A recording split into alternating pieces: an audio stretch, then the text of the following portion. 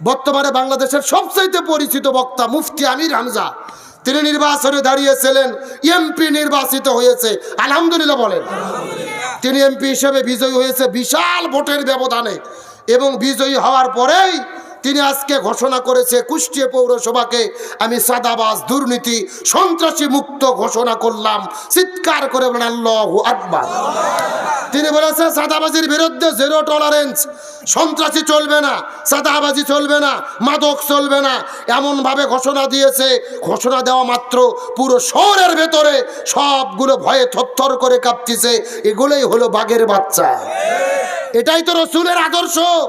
যিনি মসজিদের ইমাম হবে তাদেরকে সমাজের ইমাম হতে হবে। আমার নবী ছিলেন মসজিদুন নববীর ইমাম, আবার মদিনা নামক রাষ্ট্রের রাষ্ট্রপতি। এই বাংলাদেশে অনেকের মানুষের আগে ধারণা ছিল যে মোল্লার দৌড় হলো মসজিদ পর্যন্ত, কিন্তু আল্লামা সাঈদী প্রমাণ করেছিলেন মোল্লার দৌড় মসজিদ পর্যন্ত নয়, মোল্লার দৌড় হলো সংসদ পর্যন্ত। আর আল্লামা সাঈদীর যোগ্য উত্তরসূরি হিসেবে আমির হামজা ভাই এমপি নির্বাচিত হয়েছে। আমাদের প্রিয় ভাই অধ্যাপক নুরুল আমিন এমপি হয়েছে। আমরা বিশ্বাস করি এই আলেমেরা সংসদে গিয়ে আল্লামা সাঈদীর উত্তরসূরি হিসেবে কোরআনের কথা বলবে ইনশাআল্লাহ। আমির হামজার বিরুদ্ধে কম ষড়যন্ত্র হয়নি। অনেকে অনেকভাবে টোল করেছে, হাসি ঠাট্টা তামাশা করেছে। সম্মান দেওয়ার মালিককে আল্লাহ বলেন তুইজ্জু মানতাসা তো জিল্লু মানতাসা। আল্লাহ যদি কাউকে আকাশে উঠতে চায়, তামাম পৃথিবীর মানুষ যদি পাও ধরে টানে নিচে নামাতে পারবে? সুতরাং আল্লাহ যদি সম্মান দেয় তাকে অপমানিত করা যাবে না। আমি হামজা ভাইয়ের জন্য দোয়া করি, আল্লাহ ভাইকে তার দায়িত্ব সঠিকভাবে পালনের তৌফিক দিক বলে আমিন। এবং তার মডেলের মাধ্যমে তামাম বাংলাদেশে যেন ইসলামের পক্ষে ঘনজোয়ার তৈরি হয়, আল্লাহ তৌফিক দান করুক বলে আমিন। এখন আপনাদের জিজ্ঞেস করতে চাই, এই বাংলাদেশে যারা ভণ্ডামি করতেছে, ভণ্ড পীর জিকির করতেছে, আচ্ছা বলেন তো জিকিরের নামে ভণ্ডামি করলে এই বাংলাদেশে কি কোনো বিপদ হয়? হয় না। আচ্ছা আমার সাথে একটু কথা বলেন, এই বাংলাদেশে নামাজ পড়লে কি বিপদ হয়? হজ করলে কি বিপদ হয়? যাকাত দিলে কি বিপদ হয়? একটা মাত্র ইবাদত বাংলাদেশে করলে বিপদ হয়। আপনারা বলতে পারবেন সেই ইবাদতের নাম কি? গভীর মনোযোগ, ভালো করে বোঝার চেষ্টা করেন।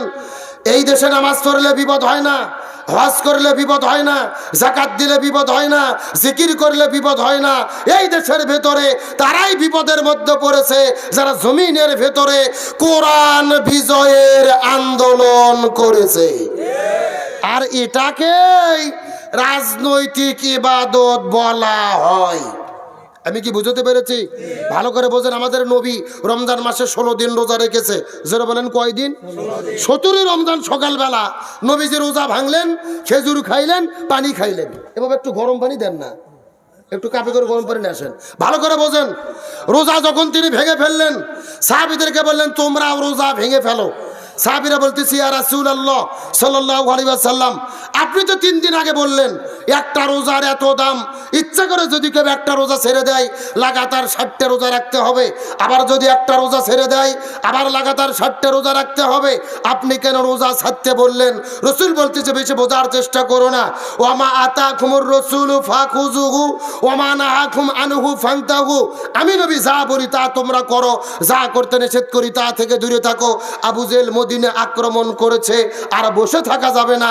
এখন আবু জেহেলের মোকাবেলা করতে হবে। তার মানে বোঝা গেল রোজা রাখা ইবাদত, তবে রোজার চাইতেও দামি ইবাদত হলো এই জমিনের ভেতরে কোরআন বিজয়ের আন্দোলন করা। আমার বন্ধুগণ, মুসলমান ভাইরা গভীর মনোযোগ লক্ষ্য করুন। কোনো দিকে নজর নাই, কোনো দিকে তাকাতাকি নাই। ছোট্ট করে একটা দৃষ্টান্ত দেওয়ার পরে সামনের দিকে যাওয়ার চেষ্টা করব। নবীজির সাহাবী হযরতে হানজালা রাদিয়াল্লাহু তাআলা নতুন বিবাহ করার পরে ওই বউটাকে নিয়ে যখন তিনি বাসর ঘরের মধ্যে চলে গেছেন, ওই বাসর ঘরের মধ্যে যাওয়ার পরে স্বামী স্ত্রীর প্রেম ভালোবাসা মহব্বত চলতেছিল। ভালোবাসা মহব্বত যখন চলতেছিল, ফুলসজ্জা রাত তারা বাসর ঘরের মধ্যে পার করতেছিল। এমন সময় লক্ষ্য করে দেখা গেল ওই মদিনার গলির মধ্যে থেকে কে যেন চিৎকার করে ডেকে বলে, কুতিলা মুহাম্মদ, কুতিলা মুহাম্মদ, মুসলমানদের নবী উদের প্রান্তরে শাহাদাত বরণ করে বিদায় নিয়ে চলে গেছে। এই কথা শোনার পরে হযরত হানজালা বাসর ঘরের ভেতরে ওই বউটাকে রাখার পরে এক দৌড়ে তিনি কূপের মধ্যে চলে গেল ফরজ গোসল আদায় করার জন্য। তার কারণ তিনি স্ত্রীর সঙ্গে মেলামেশা করেছিল, তার উপরে গোসলটা ফরজ হয়ে গিয়েছিল। কিন্তু কূপের কাছে যাওয়ার পরে ওই কূপের মধ্য থেকে হাতের মধ্যে পানি উত্তোলন করার পরে ওই পানিটা যখন তিনি শরীরের মধ্যে ঢেলে দেবে, এমন সময় লক্ষ্য করে দেখে ওই মদিনার গলির মধ্য থেকে আবার কে যেন ডেকে বলে, কুতিলা মুহাম্মদ, কুতিলা মুহাম্মদ, মুসলমানদের নবী বিদায় নিয়ে চলে গেছে। এই কথা শোনার পরে হানজালা পানির মগটাকে ওই কূপের মধ্যে ফেলে দেওয়ার পরে এক দৌড়ে তিনি চলে গেলেন বাসর ঘরের ভেতরে। বউটাকে বিছানার মধ্যে রাখার পরে হাতের মধ্যে তরোয়াল নেওয়ার পরে বাসর ঘর থেকে বের হয়ে যখন দৌড়ানো শুরু করে দিলেন, পিছন দিক থেকে তার বিবি হাত টেনে ধরেছে, ওগো প্রাণের স্বামী, আপনি যুদ্ধ করতে যাবেন আমাদের কোনো আপত্তি নাই, কিন্তু আপনার তো ফরজ গোসল বাকি আছে। আপনি গোসল বাকি রেখে কেমন করে যুদ্ধের ময়দানে চলে যাবে? আগে আপনি ফরজ গোসল আদায় করেন, তারপরে জিহাদের ময়দানে চলে যান, আমার কোনো আপত্তি নাই। এই কথা বলার পরে স্ত্রী যখন ডাকা শুরু করেছে, হানজালা ডাকতে বলে, বিবি রে, আমি যদি গভীর রজনীতে এখন যদি ফরজ গোসল আদায় করা শুরু করে দেই আর গোসল করতে করতে আমার যদি সময় পার হয়ে যায়, মুসলমানদের নবী উদের প্রান্তরে যদি শাহাদাত বরণ করে, হাসরের ময়দানে আল্লাহ যদি আমার কাছে জিজ্ঞাসা করে বলে, এরে হানজালা, মুসলমানদের নবী উদের প্রান্তরে শাহাদাত বরণ করে বিদায় নিয়ে চলে গেল, তুমি বাসর ঘরের মধ্যে কেমন করে সময় পার করলে? আমি তখন আল্লাহর কাছে কেমন করে জবাব দেব?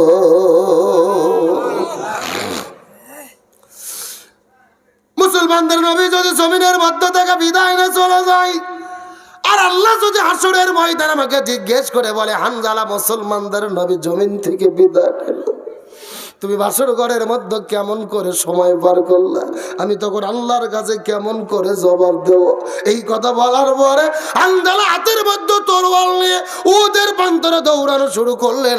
দৌড়াইতে দৌড়াইতে যখন ওদের প্রান্তরে চলে গেছে, লক্ষ্য করে দেখে কাফিরার মুশরিকদের মধ্যে, কাফিরার মুমিনদের মধ্যে যুদ্ধ শুরু হয়েছে। একদিকে হলো ইমানদার আর একদিকে হলো কাফের। এই যুদ্ধ দেখার পরে হানজালাও নিজে জিহাদের ময়দানে যুদ্ধ শুরু করলেন। কিন্তু ফজর নামাজের আজান হয়ে গেল, হানজালা ফজর নামাজ পড়তে পারলেন না। তার কারণ তার উপরে গোসলটা ফরজ ছিল, ওই শরীরটা অপবিত্র ছিল, এই জন্য ফজর নামাজ তিনি পড়তে পারলেন না। একদিকে ফরজ গোসল বাকি, আর একদিকে ফজর কাজা, জহুর কাজা, আসর কাজা, একদিকে 3 ওয়াক্ত নামাজ তিনি কাজা করে ফেললেন, আর একদিকে তার ফরজ গোসলটাও কাজা ছিল। এই যুদ্ধ করতে করতে আসর নামাজ পর মাগরিবের নামাজের কিছু সময় আগে লক্ষ্য করে দেখা গেল পেছন দিক থেকে একটা কাফের আসার পরে হানজালার কাঁধ বরাবর এত জোরে তরোয়াল দিয়ে আঘাত করেছে রে, তার দেহ থেকে কাল্লাটা আলাদা হয়ে মাটির মধ্যে পড়ে গেলি। হযরত হানজালা বাসর ঘরের মধ্য থেকে আসার পরে ওদের প্রান্তরে শাহাদাতের পিয়ালা পান করলেন। উদের যুদ্ধের মধ্যে শুধুমাত্র হানজালা নয়, নবীজির 70 জন সাহাবী ওদের প্রান্তরে শহীদ হয়ে গেছে। আজকেও যারা মক্কা মদিনায় হজ আর উমরা করার জন্য যাবেন তারা কিন্তু দেখতে পারবেন ওই মদিনার ভেতরে উহুদ পাহাড়ের নিচে একই জায়গার মধ্যে 70 জন সাহাবীর কবর আছে। এই মাহফিলের চতুর্দিকে যেই রকম ভাবে প্যান্ডেল করা হয়েছে ওই রকম উহুদ পাহাড়ের নিচে চতুর্দিকে কিন্তু ওয়াল করে দেওয়া হয়েছে। ওই ওয়ালের ওপরে 70 জন সাহাবীর নামগুলোকে খোদাই করে লেখা রয়েছে। আমার নবীজি উহুদের যুদ্ধের পরে এই 70 জন সাহাবী যারা শাহাদাত বরণ করেছিলেন, নবী বড় দয়া করে, মায়া করে, মহব্বত করে করে, কান্না করে করে নবীজি নিজের হাতে বড় ভালোবেসে বেসে 70 জন সাহাবীকে নবী কবরস্থ করে রেখেছি। ওই মদিনায় যাওয়ার পরে লক্ষ্য করে দেখলাম ওই মদিনার মধ্যে হাজার হাজার পাহাড় দেখা যায়, কোন পাহাড় কিন্তু অতটা লাল না, উহুদ পাহাড়কে যত পরিমাণ লাল দেখা যায়। আমি মদিনার মানুষদেরকে জিজ্ঞেস করে বললাম, ভাই এই মদিনার ভেতরে হাজার হাজার পাহাড় দেখা যায়, কোন পাহাড় তো অতটা লাল না, উহুদ পাহাড়কে এত পরিমাণ লাল কেন দেখা যায়? ওই মদিনার মানুষেরা বলে, হুজুর আমরা মিথ্যা কথা বলবো না, কিতাবের মধ্যে পড়েছি, পূর্বপুরুষদের কাছে শুনেছি, আমাদের নবী যুদ্ধ করতে করতে উহুদের প্রান্তরে যখন চলে গেল, পিছন দিক থেকে একটা কাফের আসার পরে নবীজির মাথার হেলমেটের মধ্যে যখন আঘাত করলো, হেলমেটটা ভেঙে দুই ভাগ হয়ে গেল। এক ভাগ নবীজির মুখের মধ্যে যখন ঢুকে পড়লেন, নবীজির দান্দান মোবারক শহীদ হয়ে গেল। নবীজির মুখের মধ্য থেকে ঝরঝর ঝরঝর ঝরঝর করে রক্ত পড়া শুরু করলে। ওই নবীজির মুখে রক্ত, এক ফোঁটা রক্ত এই জমিনের মধ্যে যখন পড়েছে, পুরো জমিনটা থরথর থরথর থরথর করে কাঁপা শুরু করেছে। আর একটা ফোঁটা রক্ত উহুদ পাহাড়ের নিচে যখন পড়েছে রে, ওই উহুদ পাহাড়টা কাঁপতে কাঁপতে কাঁপতে কাঁপতে সাদা আর কালো থেকে লালচে বর্ণ ধারণ করেছে। লিল্লাহ তাকবীর। আমি নবী না চিনিলাম, কি ভুল করিলাম, আমি নবী না চিনিলাম, কি ভুল করিলাম, ভাসুমে ঢালিলাম ঘি, মানুষ হইয়া জন্ম লইয়া মানুষের করিলাম কি, আমি মানুষ হইয়া জন্ম লইয়া মানুষের করিলাম কি। আমার নবীজি উহুদের প্রান্তরে হাউ হাউ করে কান্না শুরু করলেন। নবীজি কিছুক্ষণ পরে লক্ষ্য করে দেখতে পারলেন, ওই মদিনার মধ্য থেকে একটা সুন্দরী মেয়ে বের হবার হাউ মাউ করে কান্না করে করে উহুদের পাহাড়ের দিকে দৌড়ে দৌড়ে চলে আসে। নবী লক্ষ্য করে দেখতে পারলেন, মেয়েটির হাতের মধ্যে মেহেদি, পায়ের মধ্যে মেহেদি। নবীজির বুঝতে বাকি রইল না, মেয়েটি বাসর ঘরের মধ্য থেকে এই উহুদের প্রান্তরে দৌড়ে চলে এসেছে। আস্তে করে যাওয়ার পরে নবীজি মেয়েটিকে জিজ্ঞেস করে বললেন, মা এই যে কঠিন মুহূর্তে তুমি কেন উহুদের প্রান্তরে চলে এসেছো? মেয়েটি ডাকতে বলে, ইয়া রাসূলুল্লাহ, আপনি কি আমাকে চিনতে পেরেছেন নাকি? আমি তো সেই মেয়ে গতকালকে বিকেল বেলা আপনার সাহাবী হানজালার সঙ্গে আপনি যেই মেয়েটিকে বিবাহ করে দিয়েছিলেন। ইয়া রাসূলুল্লাহ, আপনার কি মনে পড়ে আপনার সাহাবী হানজালার সঙ্গে আপনি নিজে হাতে যেই মেয়েটির সঙ্গে বিবাহ করে দিয়েছিলেন? আমি তো সেই মেয়ে। হানজালা আমাকে বিবাহ করার পরে আমাকে নিয়ে যখন বাসর ঘরের মধ্যে চলে গেছে, আমাদের মধ্যে প্রেম ভালোবাসা মহব্বত যখন চলতেছিল, এমন সময় বাইরে থেকে কে যেন ডেকে ডেকে বলে, কুতিলা মুহাম্মদ, মুসলমানদের নবী বিদায় নিয়ে চলে গেল। এই কথা শোনার পরে আমার স্বামী উহুদের প্রান্তরে যুদ্ধ করতে এসেছিল। ইয়া রাসূলুল্লাহ, আমি কিছুক্ষণ আগে জানতে পেরেছি আমার স্বামী দুনিয়ার মধ্য থেকে শাহাদাত বরণ করে বিদায় নিয়ে চলে গেছে। ইয়া রাসূলুল্লাহ, আপনি আমাকে ভুল বুঝবেন না, মনের মধ্যে কষ্ট নেবেন না, আমার স্বামী দুনিয়া থেকে বিদায় নিয়ে চলে গেছে, এই জন্য আমি কোনো কান্না করি না রে। আমার কান্না করার কারণ হলো আমার স্বামীর ফরজ গোসল বাকি আছে, আপনি একটু আমার স্বামীর জন্য গোসলের ব্যবস্থাটা করে দেবে।